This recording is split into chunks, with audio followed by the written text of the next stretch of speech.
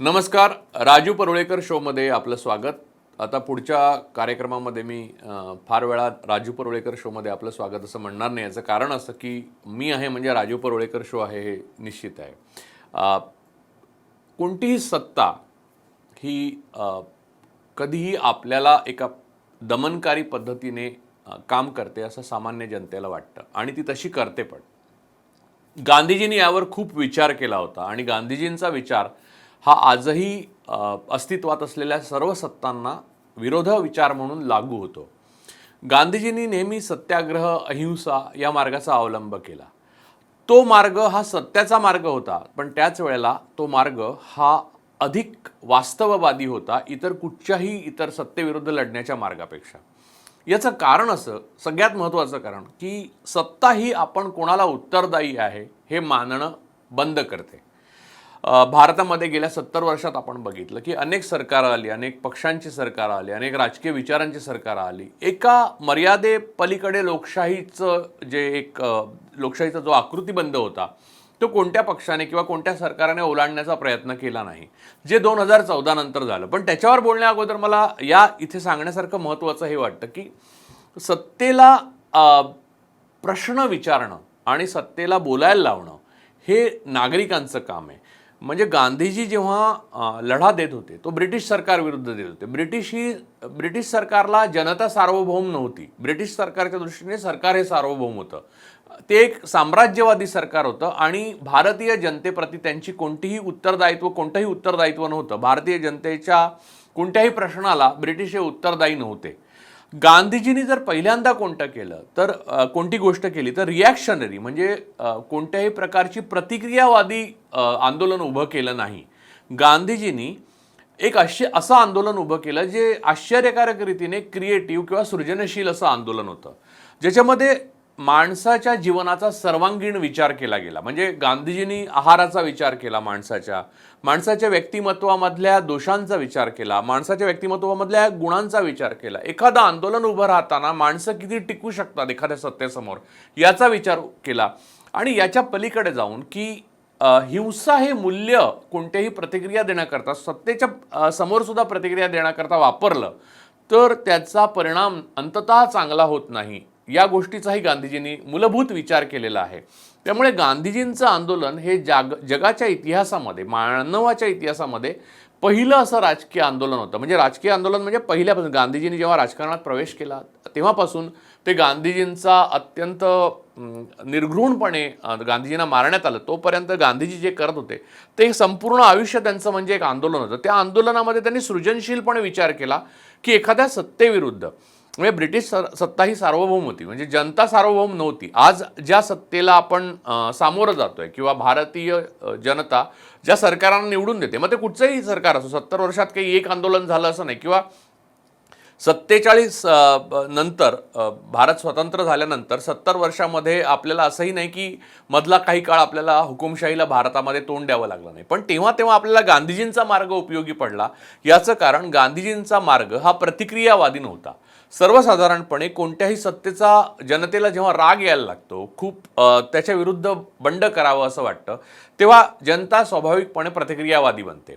म्हणजे दमनाचा जो मार्ग सत्तेने अनुसरलेला आहे तोच मार्ग जनता अनुसरू पाहते. म्हणून जगामध्ये ज्या मोठमोठ्या क्रांत्या झाल्या त्या सगळ्या क्रांत्यांमध्ये हिंसा दिसते आणि त्यामुळे अंततः हे झालं की त्या क्रांत्यांद्वारे जी राजसत्ता किंवा अस्तित्वात असलेली सत्ता उलथवली गेली आणि त्यानंतर जी सत्ता तिकडे आली ती तेवढीच पाशवी आणि जुलमी होती. उदाहरणार्थ 17 साली जेव्हा कम्युनिस्ट आंदोलन उभं राहिलं, बोल्शेविक आंदोलन उभं राहिलं रशियामध्ये आणि झारची सत्ता उलथवून टाकली त्यांनी आणि त्याच्यानंतर रशियामध्ये सोव्हिएत रशिया झाला आणि बोल्शेविक सत्तेवर आले. झार काय जुलमी होता असे बोल्शेविकांनी पुढे जुलूम करायला सुरुवात केली. याचं एक कारण साधं सोपं होतं, जे नंतरच्या काळामध्ये गांधीजींनी त्यांच्या आंदोलनामध्ये शोधून काढलेलं आपल्याला दिसतं. ते म्हणजे जी सत्ता आहे ती ज्या हिंसकपणे, ज्या नकारात्मकतेने वागते आहे, तसंच जर आंदोलन उभं राहिलं तर कदाचित त्या सत्तेला उलथवून टाकणं सोपं होईल. पण ती सत्ता उलथून गेल्यानंतर जनतेचं कल्याण, जनतेचं भलं आणि जनतेला स्वातंत्र्य नावाचं मूल्य उपभोगण्याची संधी तेवढी राहणार नाही जेवढी आपण लढताना अपेक्षित करतो. त्यामुळे गांधीजी कोणत्याही प्रकारे प्रतिक्रियावादी झाले नाहीत. त्यांनी ब्रिटिशांचं कोणतंही मूल्य स्वीकारलं नाही किंवा नाकारलंही नाही. त्यांनी स्वतंत्रपणे आपली राजकीय नीतिमत्ता आणि राजकीय विचार उभे केले आणि त्या अनुसार ते वागत गेले आणि त्यांनी आपल्या भोवतीच्या सर्व अनुयायांना तसं करायला शिकवलं. म्हणजे गांधीजी एवढे म्हणजे माणूस सर्वसाधारणपणे त्याच्याकडे जे असतं ते वाटतो. गांधीजींनी आपल्याला काय वाटायला शिकवलं तर गांधीजींनी निर्भयता वाटायला शिकवली. गांधीजी मूलतः खूप निर्भय होते. म्हणजे गांधीजींनी एक पंचा नेसून उघडे असताना त्यांना गोळ्या घालण्यात आल्या. म्हणजे नाथूराम गोडसेने जेव्हा त्यांना गोळ्या घातल्या तेव्हा गांधीजी एकटे होते, निशस्त्र होते. त्यांच्याबरोबर ते प्रार्थना करत होते. त्यांच्याबरोबर सगळे जे अनुयायी होते तेही निशस्त्र होते आणि गांधीजींनी कोणतं संरक्षण घेतलं नव्हतं. आज तुम्ही बघता की कोणताही सत्ताधारी किंवा कोणतीही सत्ताधारी पक्ष किंवा कोणताही जगातल्या ज्या हुकुमशाहीकडे कळणाऱ्या सत्ता आहेत त्याचा जो सर्वसत्ताधीश आहे तो सर्वात जास्त संरक्षण घेऊन उभा असतो. त्याच्या भोवती सर्वात जास्त बुलेट प्रूफ गाड्या असतात, त्याच्या भोवती सर्वात जास्त सैनिक असतात, त्याला जास्तीत जास्त संरक्षण लागतं, त्याची विमानं अत्यंत शस्त्रसज्ज लागतात. याचं कारण असं तो भीती वाटत असतो. भीती वाटत असतो कारण ज्या माणसाला म्हणजे सगळ्या क्रांतिकारकांच्या बाबतीत पण असं झालेलं आहे, नेत्यांच्या बाबतीत पण झालेलं आहे की लोकप्रियतेमुळे सत्तेवर आलेले नेते किंवा क्रांतिकारक हळूहळू त्यांच्यावर प्रेम असतं लोकांचं. त्या प्रेमाची जी परिणती आहे तो नेता भीतीमध्ये करतो. म्हणजे जनतेला त्याची भीती वाटायला लागते आणि ही भीती तो वाटतो तेव्हा तो सुद्धा घाबरलेला असतो. हे स्पष्ट दिसून येतं कारण त्याच्या भोवतीचं संरक्षणाची कडी वाढत जातात. गांधीजींनी हे केलेलं नाही कारण गांधीजींच्या आयुष्यात भीतीला स्थानच नव्हतं. ते निर्भय होते. एवढंच नव्हे तर ते निर्भय किती प्रकारे होते हे ह्याच्यात दिसतं की त्यांच्या भोवती जे नेते होते म्हणजे आता उदाहरणार्थ घ्या जवाहरलाल नेहरू, नेताजी सुभाषचंद्र बोस, राम मनोहर लोहिया, जयप्रकाश नारायण या प्रत्येकाचा स्वतंत्र अध्याय आहे इतिहासामध्ये नेतृत्वाचा. सरोजिनी नायडू म्हणजे तुम्ही नाव घ्या तो नेता गांधीजींना मानत असे. वल्लभभाई पटेल. आता या एवढी प्रचंड मोठे नेते भोवती असताना गांधीजींना कधी असुरक्षित वाटलं नाही की याच्यामुळे आपल्या नेतृत्वाला धोका निर्माण होईल. किंबहुना या लोकांना या सर्व नेत्यांना त्यांनी वाढवलं त्यांच्या पद्धतीने. म्हणजे नेहरूंचा स्वभाव वेगळा होता, बोसांचा वेगळा होता. गांधीजी आणि सुभाषचंद्र बोसांचे मतभेद झाले पण तरीसुद्धा गांधीजींना राष्ट्रपिता हे संबोधनच सुभाषचंद्र बोसांनी जेव्हा आझाद हिंद सेना स्थापन केली तेव्हा रेडिओवरच्या भाषणात दिलेलं आहे. त्यामुळे राष्ट्रपिता ही उपाधी बहाल फादर ऑफ द नेशन ही नेताजींनी दिलेली. त्यामुळे दोघांमधला कटुता कोणतीही निर्माण झाली नाही. त्यांच्यामध्ये मतभेद तीव्र होते पण डिफरन्स ऑफ ओपिनियन आणि आयडिओलॉजिकल वॉर याच्यामध्ये खूप फरक आहे आणि ते गांधीजींच्या भोवती असलेल्या माणसांना नीट माहिती होतं.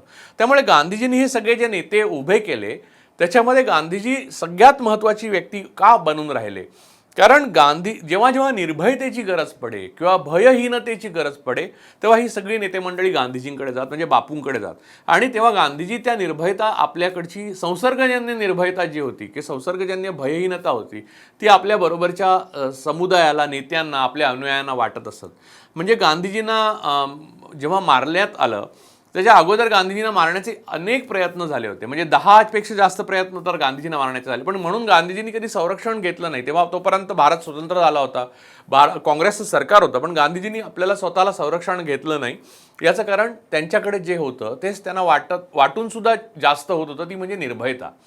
आता इथे निर्भयतेमध्ये जे म्हणजे त्या निर्भयतेतनं जी स्वातंत्र्य चळवळ उभी राहिली आणि त्यामुळे भारत स्वतंत्र झाला आणि भारतामध्ये एक लोकशाही सरकार स्थापन झालं आणि त्या लोकशाहीची आपण एक 70 वर्ष वगैरे पाहिली.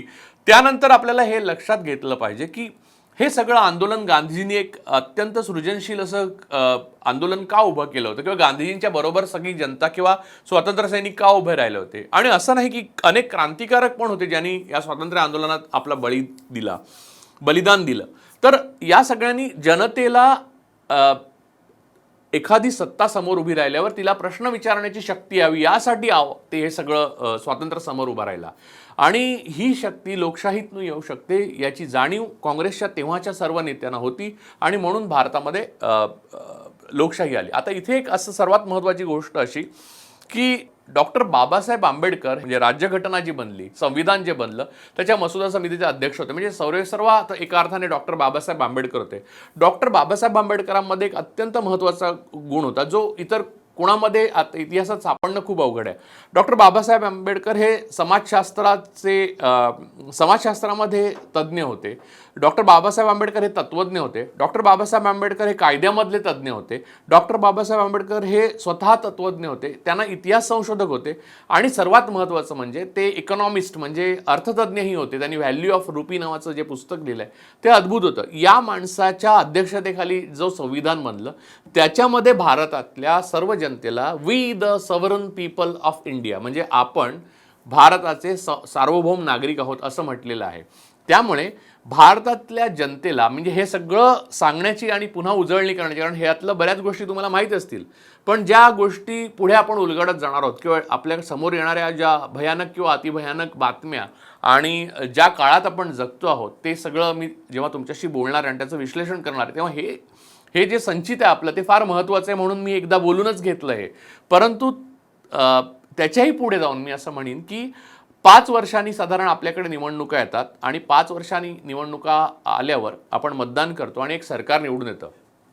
परंतु जनता जेव्हा सार्वभौम असते म्हणजे we the sovereign people of India म्हणजे आपण ह्या भारताचे सार्वभौम नागरिक जर असू तर भारताच्या संविधानामध्ये, भारताच्या स्वातंत्र्य लढ्यामध्ये या मूलभूत गोष्टीची बीजे आहेत की भारतीय जनतेने सतत सजग असलं पाहिजे आणि सत्तेत कोणीही असलं तरी त्याला प्रश्न विचारले पाहिजेत, त्या प्रश्नांची उत्तरं मिळवण्याची ताकद ठेवली पाहिजे आणि त्या प्रश्नांची उत्तरं मिळवली पाहिजे. सगळ्यात महत्त्वाची यातली गोष्ट अशी की सत्तेला उत्तर द्यायला भाग पाडणं हे सगळ्यात महत्त्वाचं आहे. आणि ते उत्तर द्यायला भाग पाडणं म्हणजे काय, म्हणजे ट्रान्सपरन्सी. आता लक्षात घ्या की पोलीस असो किंवा CBI असो किंवा ED असो किंवा इन्कम टॅक्स असो किंवा न्यायपालिका असो, कोणीही जर ट्रान्सपरंट असतील, तुम्ही जर सतत पाहू शकत असाल, तुम्हाला जर समजू शकत असेल, तुम्हाला काय होतं या प्रत्येक टप्प्यावरची खरी माहिती मिळाली, पूर्ण माहिती मिळाली, तर तुमच्याबाबत अन्यायाची क्षमता सत्तेची अतिशय कमी आणि क्षीण होऊन जाते. त्यामुळे गुप्तता ही कोणत्याही सत्तेची म्हणजे फॅसिस्ट सत्तेची तर सर्वात जास्त पूर्वअट असते. त्या गुप्ततेमुळे ती सत्ता अधिक भीती नागरिकांच्या मनात पेरू शकते. एकदा मतदान केलं आणि कोणत्या तरी पक्षाला किंवा कोणत्या तरी सत्तेला बहुमत मिळालं याचा अर्थ जनतेचं काम संपलं किंवा जनतेला काही रोल नाही अशी हे मॉडेल नाही आहे. बऱ्याच लोकांचा असा गैरसमज आहे, किंबहुना सत्तेत असलेल्यांचा तर फारच गैरसमज असतो की 5 वर्ष आता जनतेला काहीच बोलण्याचा अधिकार नाही. जनतेला आपल्याला सगळं जाणून घेण्याचा अधिकार आहे.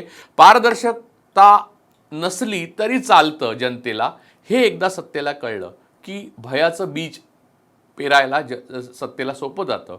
अर्थातच हे भयाचं बीज कायम टिकत नाही आणि हे भयाचं बीज हे अंततः जे पेरत असतात त्यांच्या मनातच सर्वात जास्त त्याचं पीक आलेलं असतं. आणि मी अगोदर म्हणालो की गांधीजींच्या बाबतीत हे सगळ्यात महत्त्वाचं होतं की त्यांना भयच नव्हतं. त्यामुळे त्यांनी त्यांच्या भोवती ते दिसायचं की त्यांच्या भोवती प्रार्थना करणारे त्यांचे अनुयायी सोडले तर अंगावर एक पंचा सोडला तर काहीच नव्हतं. त्यांना गोळी मारणाऱ्या माणसाला फारसा सोपंच होतं की फारसा त्रासच नव्हता त्यांना गोळी मारणं. पण याचं सगळ्यात महत्त्वाचं कारण म्हणजे ते निर्भय होते. आणि आज मी त्यांच्याबद्दल एवढ्या वर्षानंतर बोलतोय आणि देशामध्ये अशा प्रकारच्या गोष्टी घडत असताना त्यांचं स्मरण करावं असं वाटतं. हे त्यांचं यश आहे. याउलट ज्या माणसांनी त्याला मारलं किंवा ज्या विचारांनी त्यांना मारलं त्यांनी भयाची पेरणी केली आणि त्या भयाच्या पेरणीत पुन्हा भयाचं पीक आलं आणि त्या भयाच्या पिकातनं पुन्हा जनतेमध्ये एक भय निर्माण करण्याचा प्रयत्न होतोय आणि ते भय झुगारून द्यायला तुम्हाला परत गांधीजींचं स्मरण करण्याखेरीज काही गत्यंतर नाही.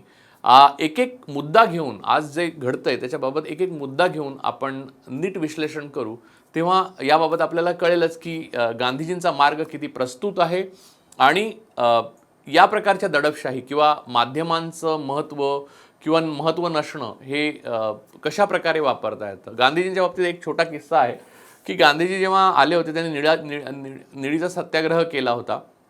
त्याच्या अगोदर ते एका वृत्तपत्रात गेले आणि त्यांनी एक लेख लिहिला होता आणि तो लेख त्या संपादकाला त्यांना द्यायचा होता म्हणून ते बसले. बराच वेळ वाट पाहिली गांधीजींनी, ते संपादकाचं कामातनं तो मोकळाच होईना.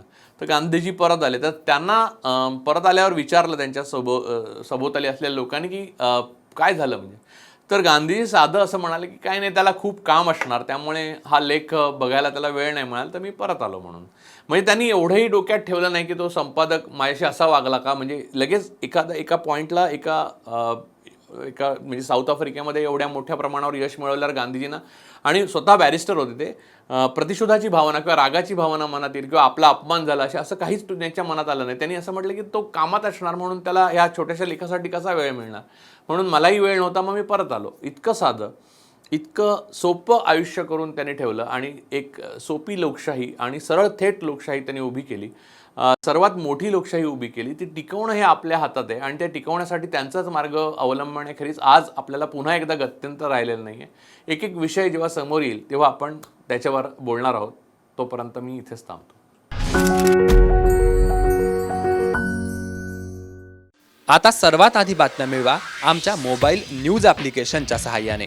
अँड्रॉइड किंवा iOS प्लॅटफॉर्मवर जाऊन HW न्यूजचे ॲप सर्च करा, डाउनलोड करा. आपल्याला हवी ती भाषा निवडा. आजच्या बातम्यांच्या गर्दीतून आपल्या कामाची बातमी मिळवा फक्त HW न्यूजवर.